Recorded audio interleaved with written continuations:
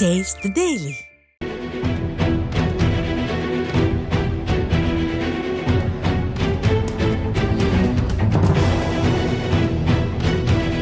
நாடாளுமன்ற தேர்தலை விட சட்டமன்ற தேர்தல்களில் எப்போதும் ஹீரோ தேர்தல் வாக்குறுதிகள் தான்.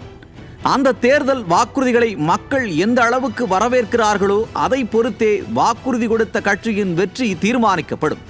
அந்த வகையில் கடந்த 2021ஆம் ஆண்டு சட்டமன்ற தேர்தலுக்கு திமுக கொடுத்த வாக்குறுதியை நம்பி ஏமாந்து போன மக்கள் இனியும் திமுகவை நம்பி பயனில்லை என்ற முடிவுக்கு ஏற்கனவே வந்துவிட்டார்கள். இந்த தருணத்தில்தான் சொன்னதை செய்யும் அதிமுக 2026 தேர்தலுக்கான முதற்கட்ட வாக்குறுதிகளை வெளியிட்டிருக்கிறார்கள்.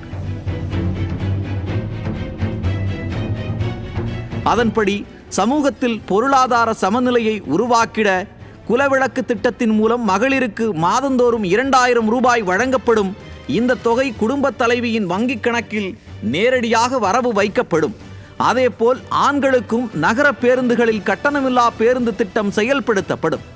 மேலும் தற்போது இருக்கும் மகளிருக்கான கட்டணமில்லா பேருந்து திட்டமும் தொடர்ந்து செயல்படுத்தப்படும்.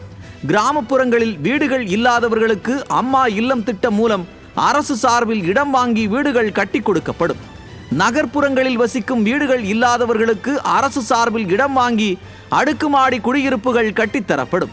ஒரே வீட்டில் வசிக்கும் பட்டியலின மக்கள் மகன்கள் திருமணம் செய்து தனிக்குடித்தனம் செல்லும் போது அரசு சார்பில் இடம் வாங்கி காங்கிரீட் வீடுகள் கட்டித்தரப்படும். 100 நாட்கள் வேலை வாய்ப்பு திட்டம் 125 நாட்களாக உயர்த்தப்படும் என்றும் மத்திய அரசு அறிவித்திருக்கிறது. இந்த திட்டம் 150 நாட்களாக உயர்த்தப்படும்.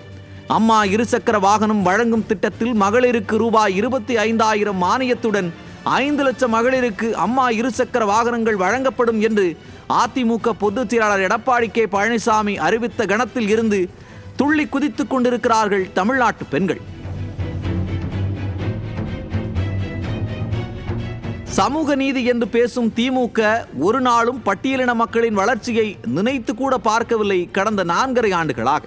ஆனால் எல்லோருக்கும் எல்லாம் கிடைக்க வேண்டும் என்ற உறுதியான எண்ணங்களை மனதார நினைக்கும் அதிமுக தான் பட்டியலின மக்களின் கனவாக இருக்கும் சொந்த வீடு கனவை நனவாக்க போராடி கொண்டிருக்கிறது. அதையே தன் தேர்தல் வாக்குறுதியாகவும் கொடுத்திருக்கிறது. ஏற்கனவே திமுகவால் தகுதி வாய்ந்த பெண்களுக்கு மட்டுமே உரிமை தொகை என்ற பொய் வாக்குறுதியால் கடும் கோபத்தில் இருக்கும் பெண்கள் அதிமுகவின் அனைத்து குடும்ப அட்டைதாரர்களுக்கும் உதவித்தொகை என்ற அறிவிப்பு நெஞ்சில் பாலை வார்த்திருக்கிறது என்று கூறி பெருமிதம் கொள்கிறார்கள். ஆக ஆண்கள் பெண்கள் சம உரிமைகளை தன் வாக்குறுதி மூலம் நியாயப்படுத்தி காட்டியிருக்கும் அதிமுகவை ஆட்சியில் அமர்த்த இப்போதே தீர்மானித்து விட்டார்களா தமிழ்நாட்டு மக்கள்? தேர்தல் வாக்குறுதி வெளியீடு வரை கன ஜரூராக தேர்தல் வேலைகளை செய்ய தொடங்கியிருக்கும் அதிமுகவை எப்படி சமாளிப்பது என்று தெரியாமல் தேங்கி போய்விட்டதா திமுக? அசத்தும் அதிமுக, அமைதியாயிருக்கும் திமுக. காரணம் என்ன? 2026 தேர்தலில் வெற்றியை நோக்கி வீறு நடை போடுகிறதா அதிமுக என்று அலசி ஆராய்கிறது இன்றைய நியூஸ் ஜே உரிமை குரல் நிகழ்ச்சி.